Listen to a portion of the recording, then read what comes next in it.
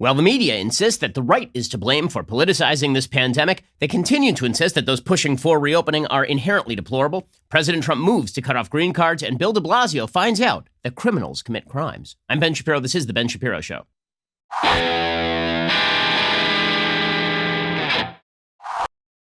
Today's show is sponsored by ExpressVPN. My savvy fans secure their internet. Join them at expressvpn.com/Ben.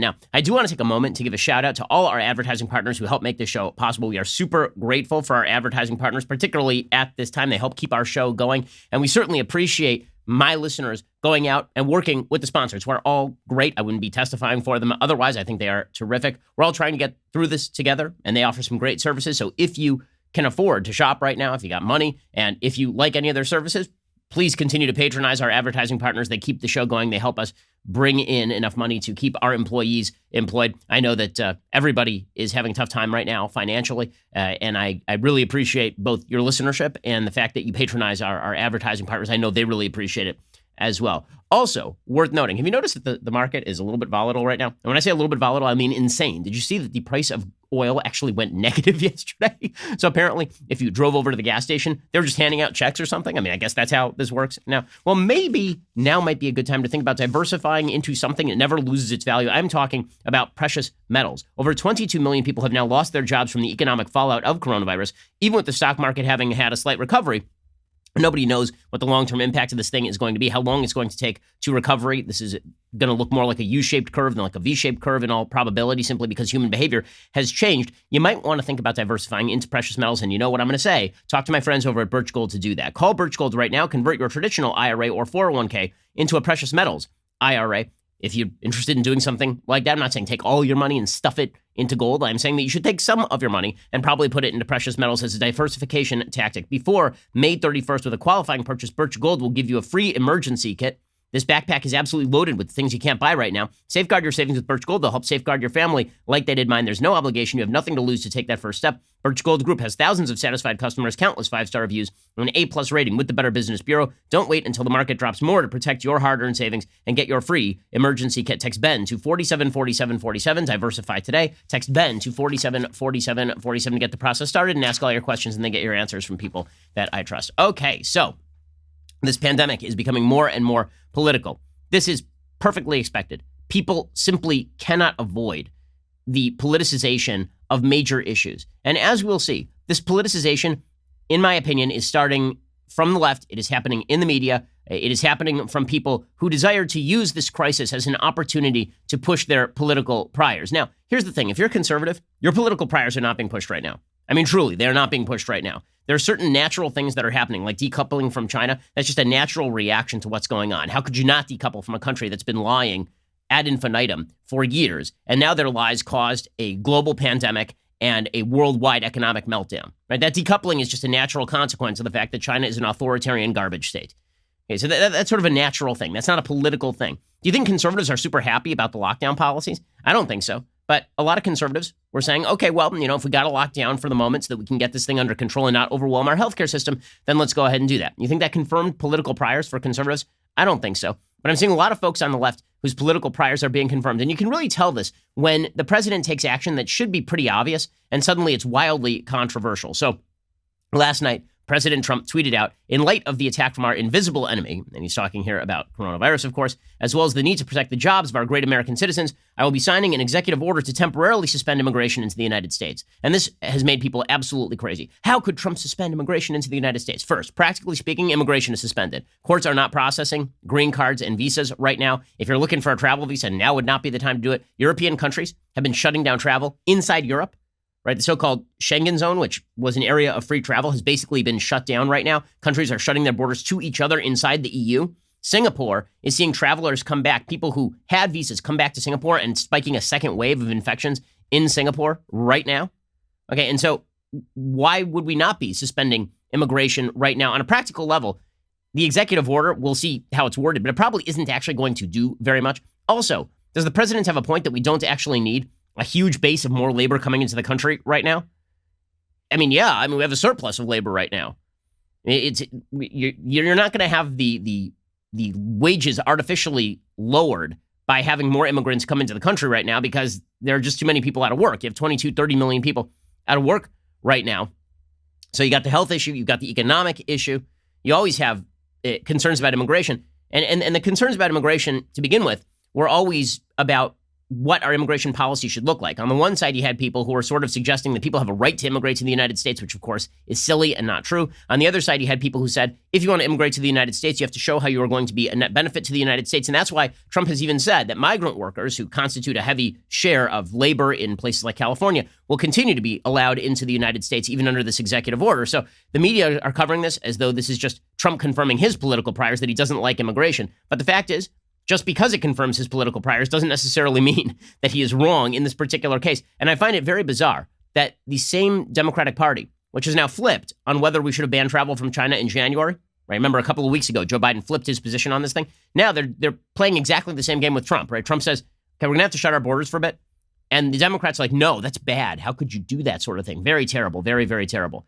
Okay, on any sort of rational level, I don't think a lot of Americans are looking forward to taking in millions of people who are not properly vetted, who have not been checked for health, and presumably who are going to increase the labor base at a time when you don't. It's one thing to increase the labor base when you have more openings than people willing to fill them. It is another thing to increase the labor base at a time when you have 30 million people out of work.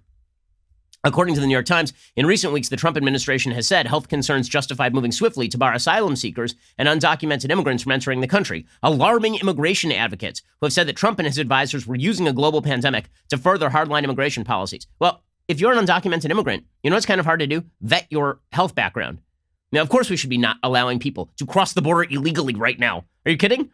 There's a good case we shouldn't be allowing. I mean, people were crossing the border legally and they infected the American population to the tune of a minimum of 800, 700,000 infections to date, right? And those are just the infections that we know about. The actual number of infections is probably 10 times that. The president's late-night announcement on Monday signals his most wide-ranging attempt yet to seal the country off from the rest of the world, as though everybody else is not doing this. Everyone is doing this. Like, look at other countries. They're sealing off their own borders. Everyone right now. Israel shut down its borders. South Korea shut down its borders. Countries have shut down their borders. Why? Because you're an idiot not to shut down your borders right now. Like Florida tried to shut its borders to New Yorkers. What are we even talking about? Like, why is this controversial? Because, again, political priors matter more than actual policy considerations. And it's because Americans are starting to see political priors take the place of considered policy ramifications that they are becoming very skeptical of the left-wing view that we have to lock down forever and for all time, which seems to be one of the views, right? When people are saying we're going to lock down until there are 20 million tests available per day, okay, well, when pigs fly, then I guess we can get out of lockdown. Sure. And we'll get to more of this in just 1 second. First, let's talk about the fact that right now you really want to know what's going on your property. I mean, you got your kids running around your property. You got people who are arriving on a daily basis and dropping off packages. It'd be good to know if they sneezed on the package right before they dropped it at your door. Well, this is why Ring.com comes in super handy, especially because some people like Bill De Blasio are letting criminals out of prison. Like, crime rates are going to go up.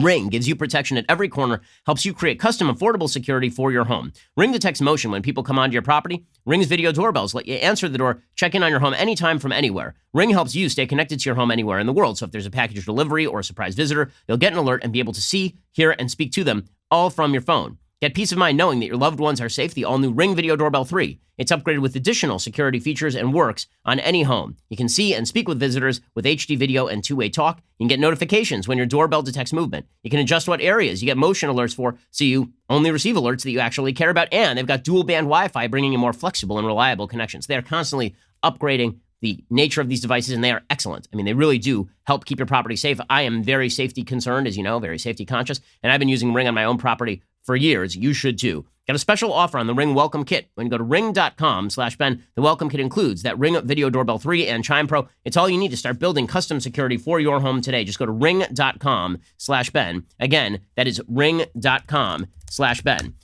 Alrighty, so first there's this controversy over the immigration shutdown. Workers who have for years received visas to perform specialized jobs in the United States would be denied permission to arrive, though some workers in industries deemed critical will be exempted from the ban, apparently. That will include healthcare workers. So people who are tweeting out stats as to how many immigrants are in the healthcare system, those people will still be allowed to come in and work. The number of visas issued to foreigners abroad looking to immigrate to the United States has already declined by about 25% in this fiscal year. It's set to decline still further. This should not be all that controversial. Nonetheless, it is massively controversial. The New York Times obviously is ripping this thing up and down, suggesting that it is all basically a lie. Under an executive order, the Trump administration would no longer approve applications from foreigners to live and work in the U.S. for an undetermined period of time, effectively shutting down the legal immigration system in the same way the president has long advocated closing the borders to illegal immigration. So, again, do I think that this is a violation of law? No, he's got pretty broad authority in this area. The president has pretty significant authority when it comes to borders and immigration. Beyond that, now is a good time to shut the borders. I mean, that's just the reality of the situation. Meanwhile, speaking of people who are confirming their political priors, so yesterday, oil futures completely dumped. I mean, down to negative $37.63. People were paying people to take barrels of oil off their hands. Why? Well, because there literally is no storage facility. The fact is that right now what we are watching is a collapse in demand. And this is one of the problems, is when you talk about the recovery, one of the things that you have to look at is how much has the underlying demand curve actually changed, because people's behavior has changed. So nobody's driving right now. The oil industry isn't tanking for financial reasons or systemic reasons. It is tanking because no one is driving and because businesses are not operating. And that means that nobody has any use for oil. So there's a glut of oil on the market, and oil has an expiration date, and it needs to be refined. And it's more expensive right now to refine it than it would be to just dump it at this point and do nothing with it. And so the futures contracts, which are going to take hold in May, on May 1st, basically the oil companies are betting that there will be no buyers for the oil and there will be a complete glut of oil. So this is obviously not great for the oil industry, because if they can't make profit, then they're going to start shutting down the pumping. And what you're going to see is that these oil companies are not supremely flexible, that as the economy ramps back up, they're going to start pumping again, but slower. American fracking is actually a lot more flexible and is going to fill some of that gap, which is not a bad thing for American fracking. But when I say confirming political priors, let me show you a perfect example. So the oil prices dump in historic fashion, right? According to the New York Times, prices went negative, meaning that anyone trying to sell a barrel would have to pay a buyer $30, in part because of the way oil is traded. Futures contracts that require buyers to take possession of oil in May are expiring on Tuesday. Nobody wants the oil because there's no place to store it. So AOC immediately tweets out a couple of absolutely asinine things because she is a moron. Okay, I'm not going to sugarcoat this. Representative Alexandra Ocasio-Cortez has the IQ of a kumquat, maybe a loquat on the upper end. Okay, she really just, she is just an idiot. Okay, so she tweets out, "You absolutely love to see it. This, along with record low interest rates, means it's the right time for a worker-led mass investment in green infrastructure to save our planet." Cough. Okay, so I'm not sure why she's coughing. I mean, I hope that all is well with AOC's health. But first of all, to celebrate, you absolutely love to see the collapse of the oil industry that supports tens of thousands of American jobs. Really? That's good. So she deleted that one. But then she put up a new tweet, and her new tweet is just as stupid. She tweets, "Now is the time to create millions of good jobs, building out the infrastructure and clean energy necessary to save our planet for future generations. For our economy, our planet, and our future, we need a Green New Deal." I don't think she understands how prices work. She tweeted out, "This snapshot is being acknowledged as a turning point in the climate movement. Fossil fuels are in long-term structural decline. This, along with low interest rates, means it's the right time to create millions of jobs transitioning to renewable and clean energy, a key opportunity." What in the actual F is she talking about? Oil, they're paying you to take oil. And she's like, "This is a great time to invest in windmills. Great time to invest in windmills." Was she dropped on her head as a small child? I can't think of any other explanation. BU needs to get, she should get I'm gonna advocate for AOC to get her college tuition waived from BU, because she did not get her money's worth. And she was an econ double major at BU, and somehow she graduated with a degree. This does not speak well of Boston University. So if she's looking for a legal advocate for her free tuition at BU, she didn't get anything for her money. Okay, there was no consideration in that particular contract. When the price of oil is zero, that is a horrible time to invest in windmills and green energy. What the F are you talking about? This is sort of like saying, did you see there's a glut of chocolate on the market? The price of chocolate is zero. Like it's literally zero. You could walk into the supermarket right now and just pick up, they'll pay you to take bags of chocolate back to your house. Have you ever thought of a better time to buy kale? What? What are you, what? Like the whole point is now's a great time to fill up your car.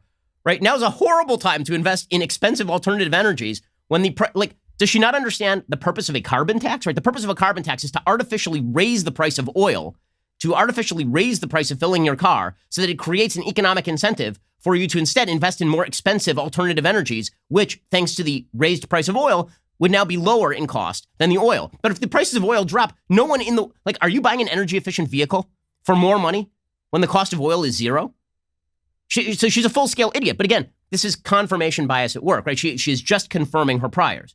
She's just confirming her priors. And when you see people confirming their priors, it does make you suspicious. It does make you suspicious that people are not being honest about broad-scale public policy. See, right now, if you want people to take life-altering measures, like staying at home, right, like keeping their kids at home, no summer camps, no movies, no restaurants, no eating out, you want people to shelter in place, you're going to need a high level of trust. And that trust is going to have to be based on the idea that you are not doing this for an ulterior motive. Right? Think about your daily life. There's so many things where you rely on people not having an ulterior motive. Right? So somebody says to you that you bring your car in, your car is broken, you bring it to an auto body shop, and they say, okay, well, we need to replace the transmission. And then you find out that they are being subsidized by the transmission company, and for every transmission they sell, they're getting a $200 kickback.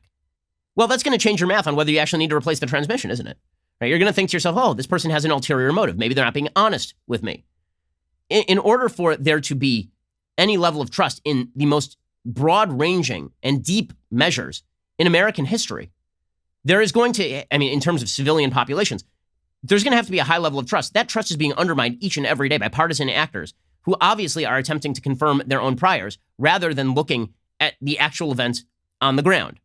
Okay, we're going to get to more of this in just 1 second. Plus, there is some good news, right? There is some good news, and that is that there is some, again, more and more information coming out that this thing is not nearly as deadly as we had previously supposed. That doesn't mean that it is not deadly. It does not mean that it is not easily transmitted, but study after study after study is now showing that the actual infection fatality rate, meaning the number of people who are infected, right, on the denominator, the number of people who are dead in the numerator, right, that percentage is actually a lot lower than we've been led to believe. We're going to get to that in just 1 second. First, let us talk about the fact that now is a horrible time to go to the post office. Now, you may love the post office. Maybe it's a great place to be. Now is not a great time to schlep packages into a place where there are lots of people in a closed building, right? This is not a good idea. Instead, what you want to be doing is shipping those packages from home and doing it safely and easily. This is why you need Stamps.com. Anything you can do at the post office, you can do at Stamps.com. We've been using Stamps.com here at the Daily Wire since 2017. We have saved innumerable gobs of money.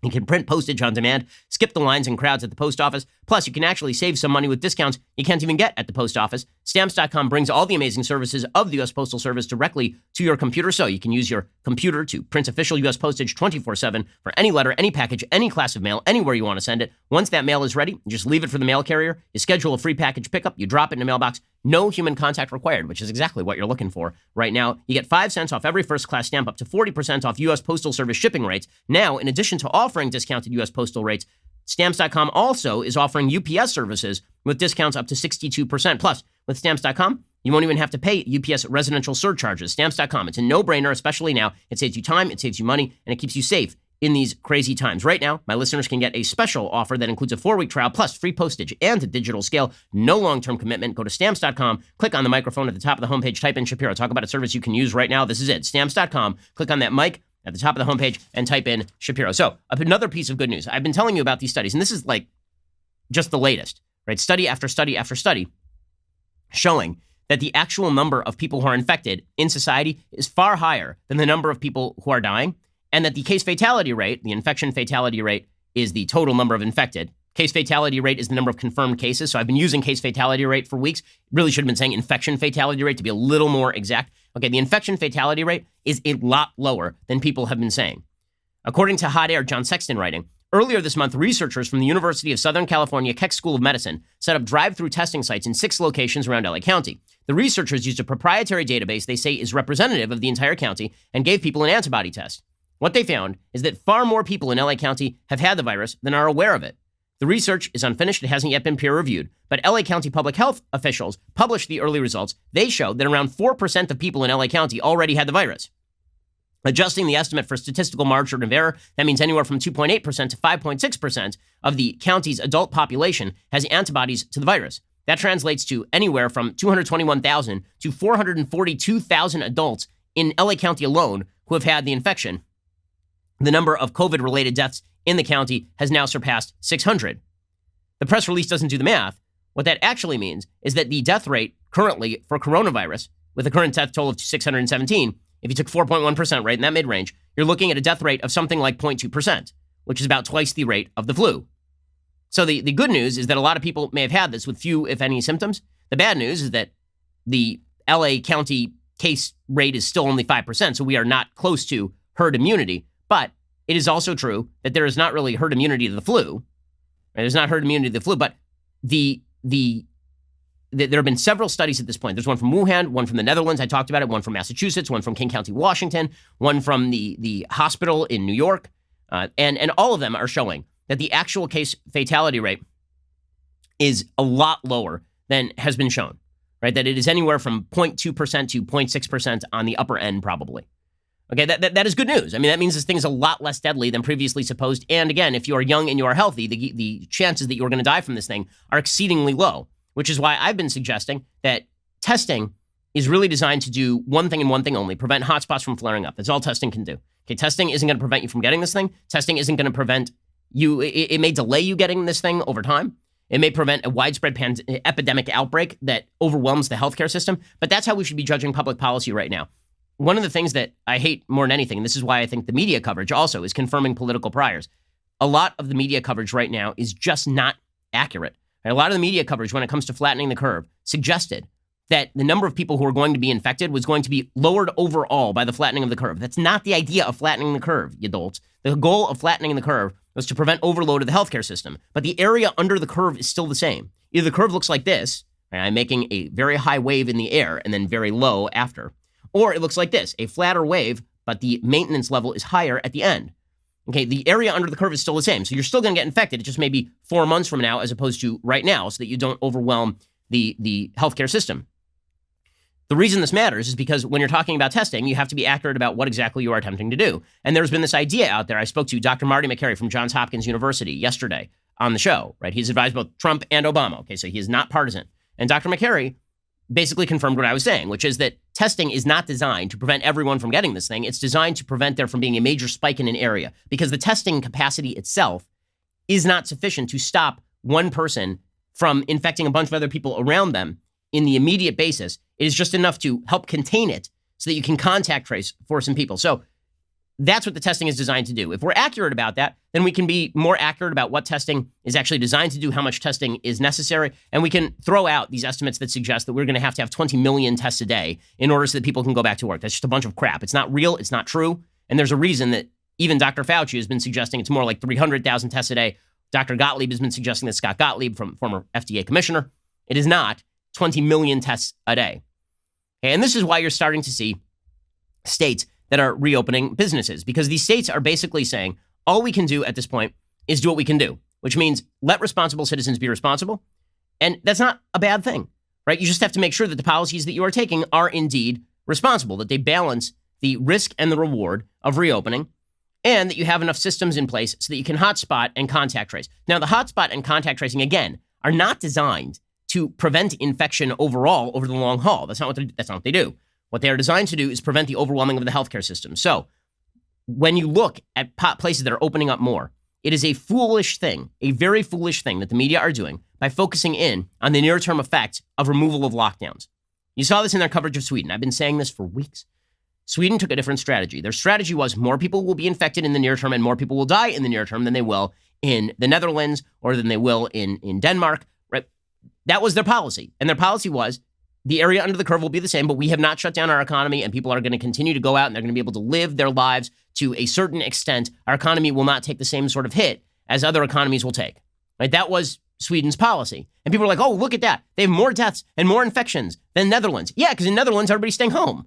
Right? Because if you lock down, of course, there's lower deaths and lower infections in the near term. But that's not how you gauge a policy.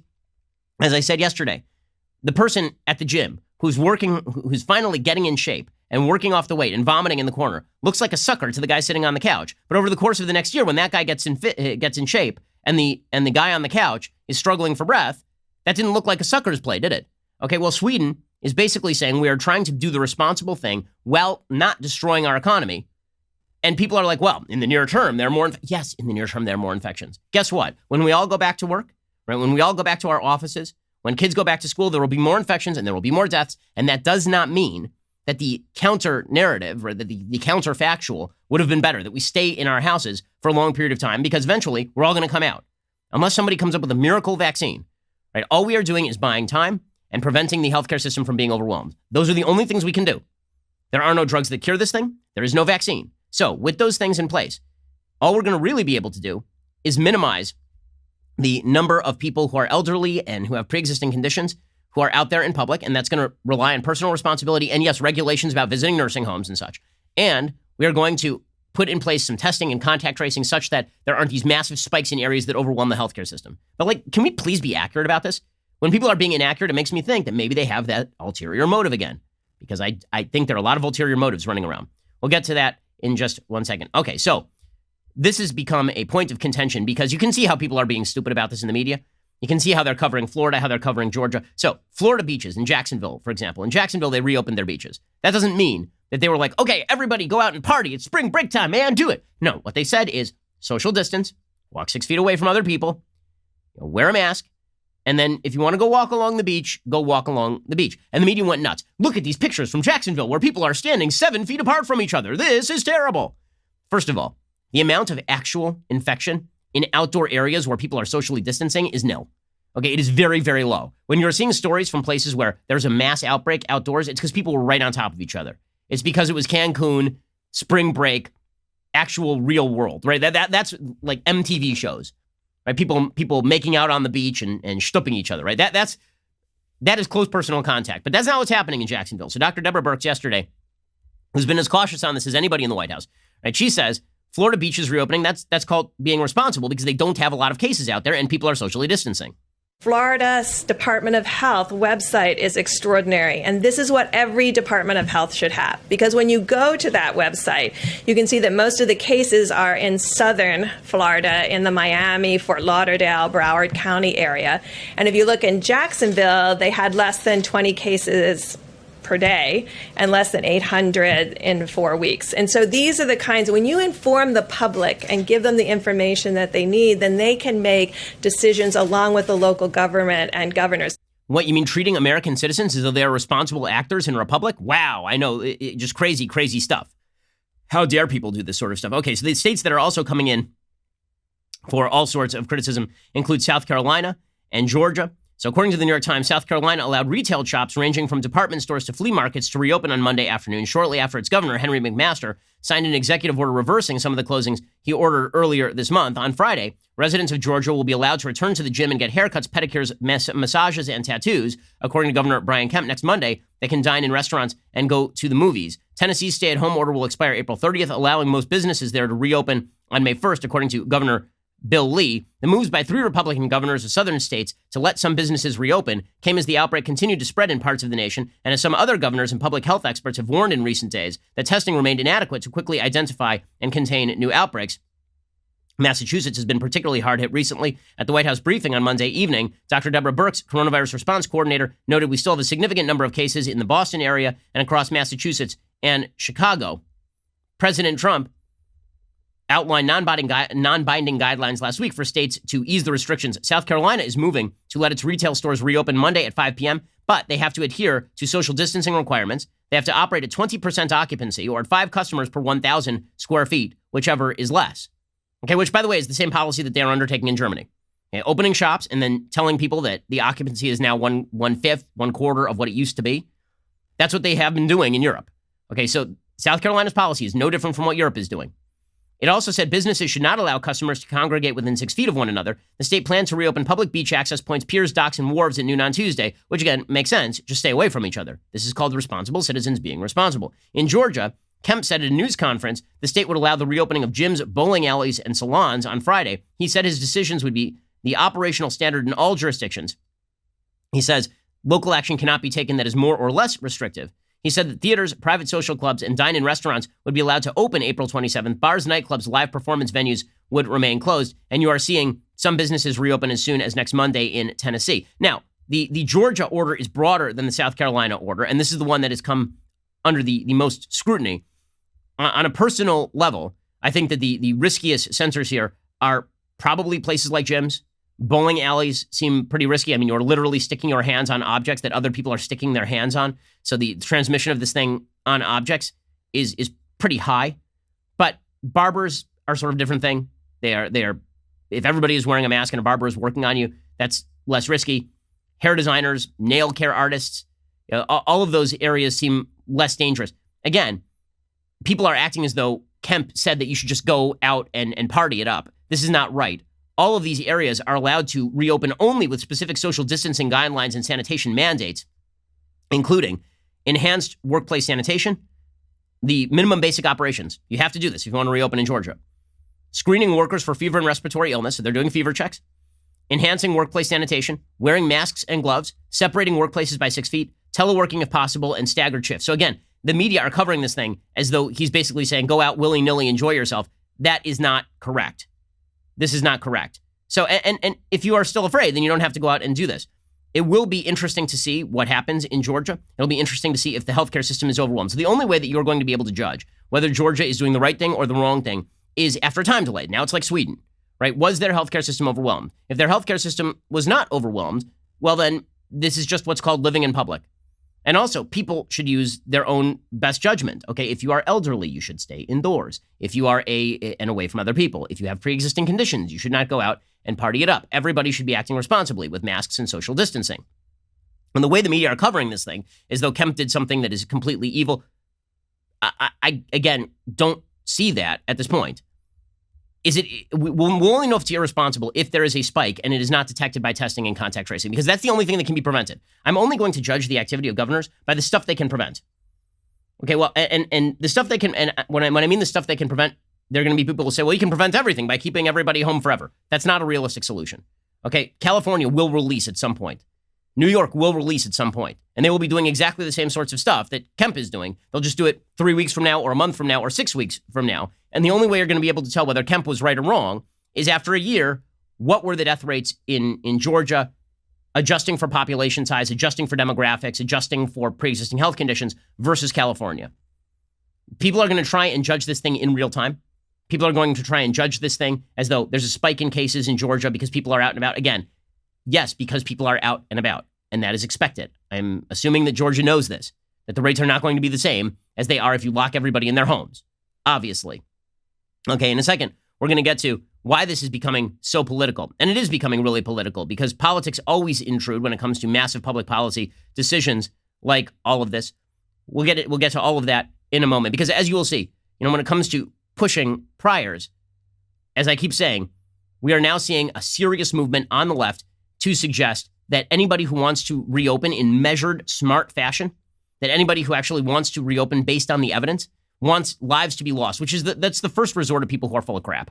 Okay, if you ever hear somebody say, this political conversation, I can't even have this conversation. You just want people to die. That's all. You just want people to die. Yeah, go F yourself. Like, seriously, that's not a conversation. That's just you insulting me as a bad person, which means you don't want to have a conversation. It means that you're an irresponsible political adversary. Okay, and then that is the tactic. The tactic is you want people to die if you disagree with people on the left who want full-scale lockdown, presumably for a very, very long time. And then the actual agenda item is complete remaking of American society. And we're starting to see that rolled out in serious fashion, right? That the crisis is an opportunity. Whether it's AOC suggesting that an oil drop is an opportunity to invest in green energy, which of course makes as much sense as a screen door on a submarine or an ejector seat on a helicopter, or whether you are a person who is suggesting that we need to completely remake America's economic system because there was a pandemic and because this has exposed all the evils of American society. These are the ulterior motives. It's why people are saying, I don't want you in control, because I think that you actually have conflicting motives here. Not that you want the economy to die, not that you're a bad person, but you think that it's a double win. I keep people at home longer and fewer people die in the near term. And also, this gives me an opportunity to broaden the size and scope of government. Well, what if I want the economy to recover because I think that's actually a priority and a serious thing and people need to have jobs in the private sector? Okay, we'll get to more of this in just 1 second. First, being locked inside right now, it requires double the excitement. What could be more exciting than, wait for it, look at this, here's one leftist cheers tumbler. Wait for it. A second leftist cheers tumbler. They're propagating. This tumbler begat that tumbler. What is this sorcery? Well, right now, when you become a Daily Wire Insider Plus or All Access member, you get a second leftist cheers tumbler. I know, unbelievable. I'm not lying to you. I'm not kidding. Existing members It's natural to feel a little jealous. Don't worry. We have a special offer coming up just for the people who are already members. Daily Wire members get many amazing benefits, including, of course, these magnificent, irreplaceable, singular. You also get an ad-free website experience, access to all of our live broadcasts and show library, the full 3 hours of The Ben Shapiro Show, access to the mailbag, and now exclusive Election Insight op-eds from me. Daily Wire members also get to ask us questions during Backstage. You also get to participate in All Access Live. That is our brand new interactive programming featuring one of us, Daily Wire hosts, as we hang out with you each night, 8 p.m. Eastern, 5 p.m. Pacific. I did one last night, and I showed off the guns. That's right, you missed the gun show. If you haven't already, download the Daily Wire app so you can get all of our great content on the go. Again, become an Insider Plus, All Access member. Double your tiers with 2 leftist tears tumblers or the tiers of your enemies. Go to dailywire.com/subscribe to get started and get 10% off with coupon code Shapiro. That is dailywire.com/subscribe. Coupon code Shapiro. Get the rarest of all beverage vessels times 2 dos. Well, a little bit of Spanish lingo for you there. Also, as a reminder, you can join us tomorrow for a special socially distanced edition of Daily Wire Backstage. I've been able to avoid Michael Knowles during this pandemic. That ends tomorrow night, and I am not looking forward to it. That will be tomorrow, Wednesday, the 21st, 4 p.m. Pacific time. You're listening to the largest, fastest growing conservative podcast in the nation.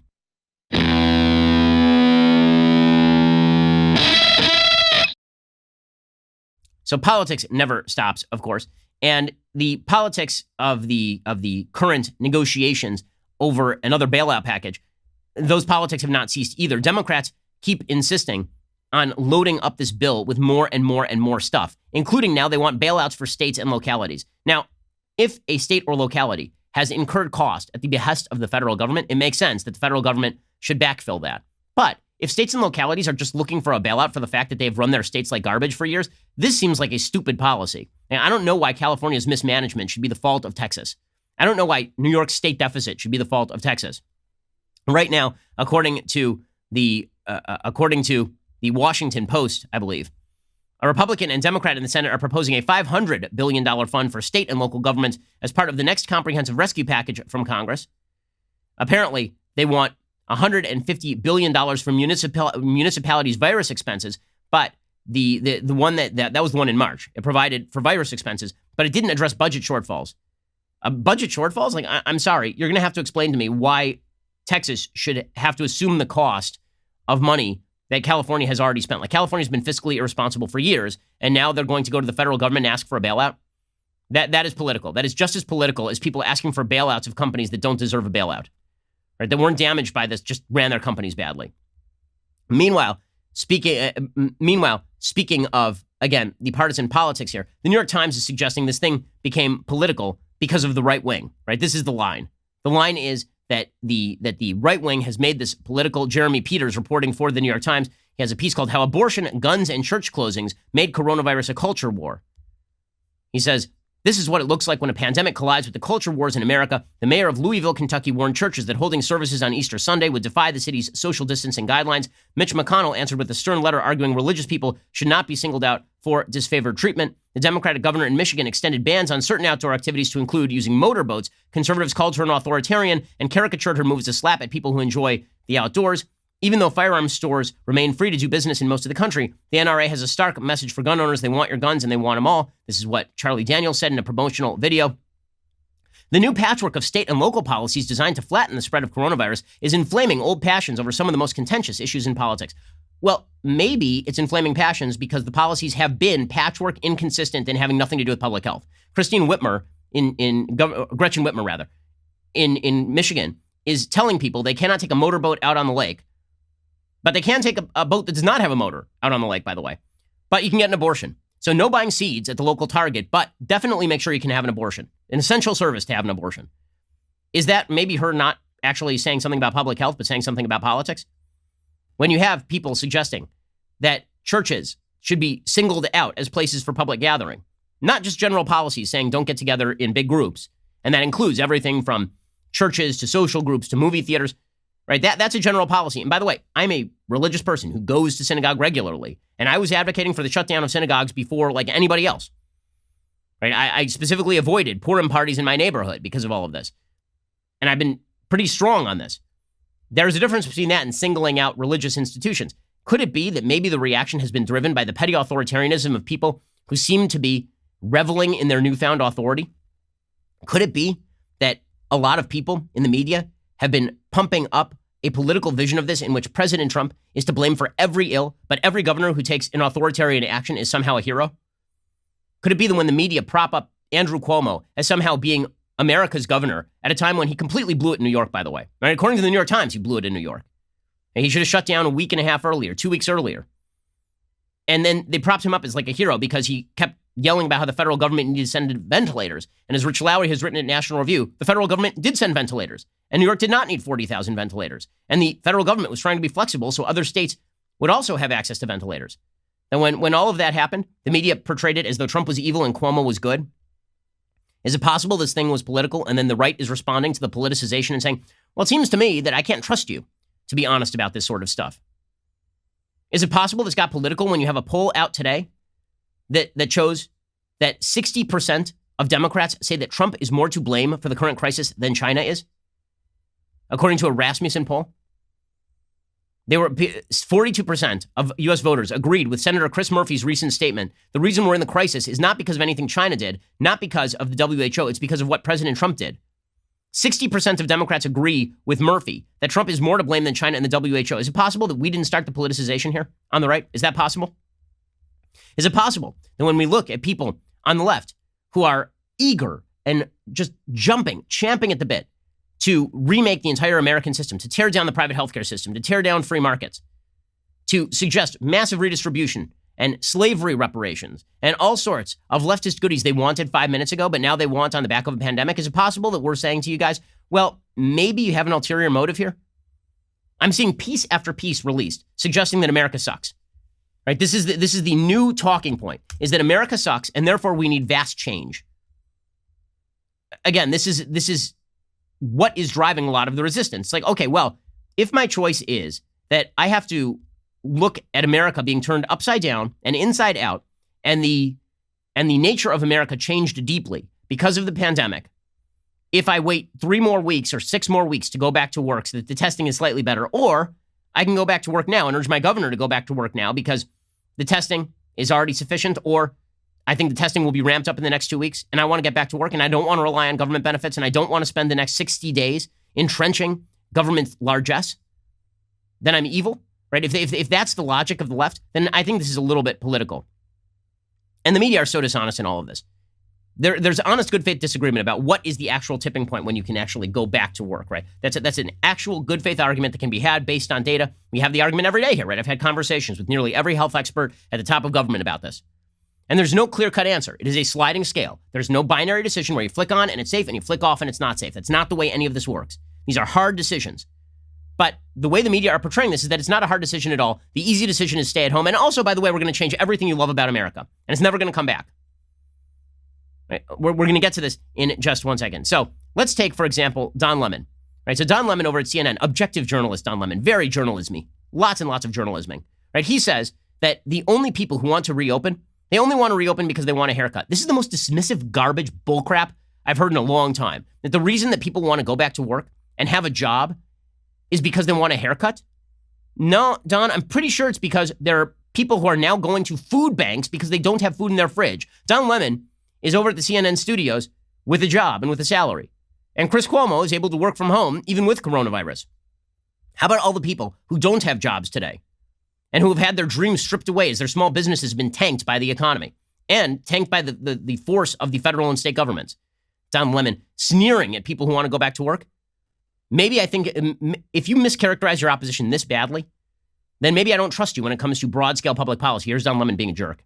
You're slapping the faces of the people who are the healthcare workers who put their lives on the line every day because you want a haircut, you want to go play golf, you're concerned about. Of course, you're concerned about your business. Tell the president that.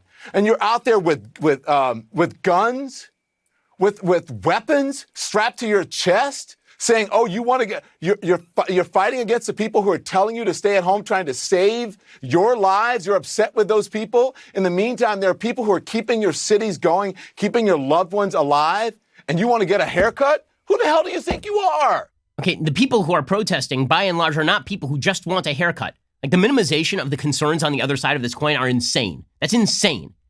Okay, this is Great Depression levels of economic collapse. And he's saying, oh, well, you just grow a mullet. The hell is he talking about? It's wild. It's wild. And when you see, again, members of the media who are just, they cannot contain themselves at the amount of change they want to perform on the American system on the back of this thing, it makes people suspicious. It makes people deeply suspicious. And there's an article, 2 separate articles in the New York Times today. One called The Ideas That Won't Survive the Coronavirus by Viet Thanh Nguyen. COVID-19 is killing off the myth we are the greatest country on earth. Oh, here we go. So now it's all about how America sucks. Shocker. Shocker. If anything good emerges out of this period, says this columnist, it might be an awakening to the pre-existing conditions of our body politic. We are not as healthy as we thought we were. The biological virus afflicting individuals is a social virus. Its symptoms, inequality, callousness, selfishness, a profit motive that undervalues human life and overvalues commodities were for too long masked by the hearty good cheer of American exceptionalism, the ruddiness of someone a few steps away from a heart attack. Profit motive? Oh, you mean, the profit motive that's actually getting people to produce the masks and the ventilators and all of the medical equipment and the PPEs, and that is keeping our hospitals open in flexible fashion in a way Italy was not able to and the NHS in Britain was not able to? The eagerness, the desire to completely remake the American economy on the back of a pandemic, yeah, it makes me suspicious that you are fine with staying at home because, yes, you get to claim that you are saving more lives in the near term, and also you get to then perform all the changes you've always wanted to perform. This columnist says, even if America as we know it survives the coronavirus, it can hardly emerge unscathed. If the illusion of invincibility is shredded for any patient who survives a near fatal experience, what might die after COVID-19 is a myth. We are the best country on earth. A belief common even among the poor, the marginal, the precariat, who must believe in their own Americanness, if in nothing else. Now, America's bad, very, very bad, very bad. And that America has a history of settler colonization and capitalism that ruthlessly exploited natural resources and people, typically the poor, the migratory, the black, and the brown. That history manifests itself today in our impulse to hoard, knowing we live in an economy of self-reliance and scarcity, in our dependence on the cheap labor of women and racial minorities. Okay, and then you're telling me to stay home? The general response of Americans to this is going to be, people like you are telling me to stay home, go take a hike, son. Like, no, that is not something I'm willing to do. Take a hike. I mean, truly, just take a hike, buddy. It's just unbelievable. It's unbelievable, and this is not the only article like this. Right? Charlie Warzel, the opinion writer at large for the New York Times, has a piece today called "Protesting for the Freedom to Catch the Coronavirus." The Reopen America protests are the logical conclusion of a twisted liberty movement. Twisted, you see. He says, at a string of small Reopen America protests across the country this week, maskless citizens proudly flouted social distancing guidelines while openly carrying semi-automatic rifles and waving American flags and signs with ironic swastikas. Okay, I love how he's nitpicking. He's not going after the majority of people there who were socially distancing and just holding signs like, I want to get back to work. He finds the craziest people in the crowd, which is the easiest game in American politics. But the idea is that this is just like the Tea Party, because the Tea Party was a bunch of nuts who wanted smaller government, and so are these people. They're nuts. What we need right now is bigger government. And anybody who rejects this doesn't care about human life. They don't care about human life. It's really quite amazing.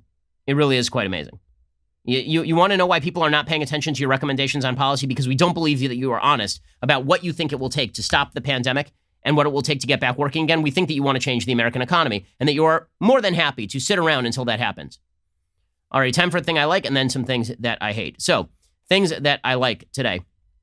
There is a new series on Hulu via FX called Devs. It's great. It's made by Alex Griswold, I believe his name is, who is the guy behind Ex Machina.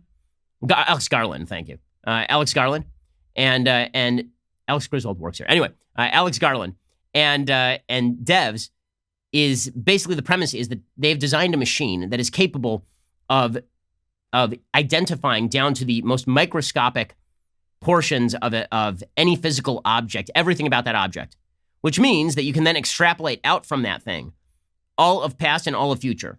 So the basic metaphor that's used in the series is that if you push a pencil and it rolls across the desk, and you could measure the pencil, like really measure the movement of the pencil, you could see how much force is applied on it. You could fill in how hard it was pushed, who pushed it, what that person's body mass was. You could actually extrapolate the past and the future, how fast that's going to roll. And so the whole series is about determinism and free will. I think it's fascinating. I kind of love this series. Here's a little bit of the preview. You know what happened to him. If you came for answers, ask me what you don't know. What is Devs?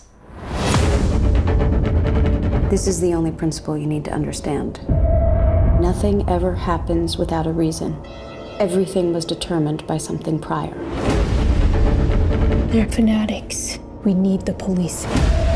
You want to take them down? It's impossible.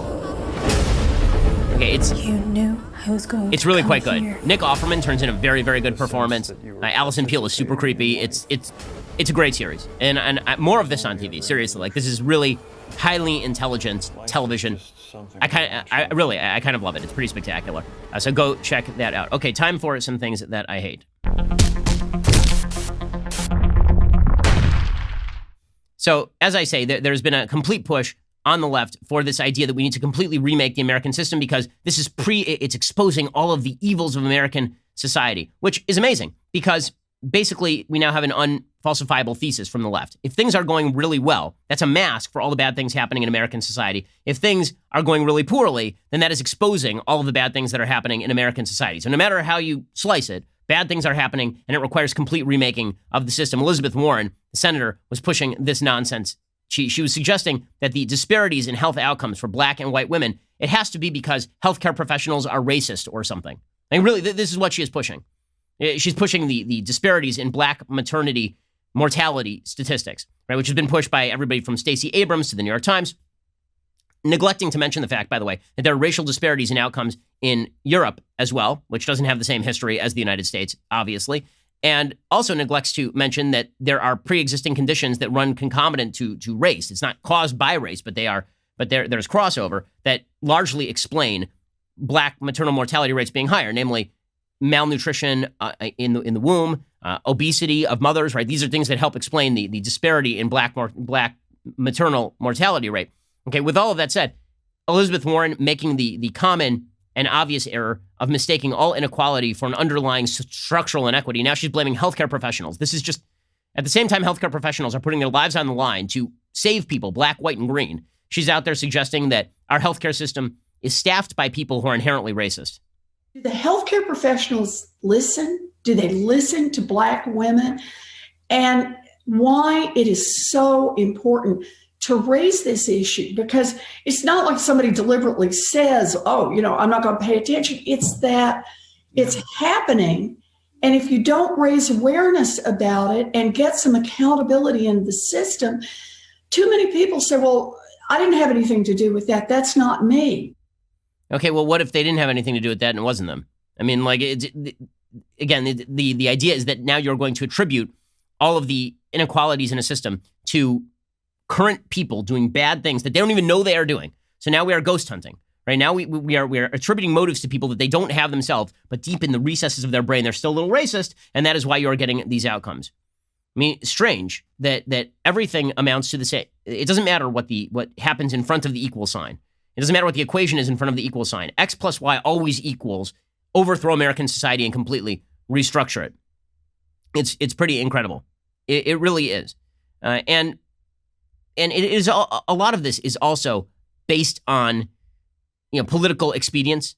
A lot of this is based on the easy belief that your political opponents are evil. They don't have different priorities from you. They're actually evil. So Rachel Maddow tried to trot this one out last night. She suggested that conservatives are operating from Earth 2 when they talk about people going back to work.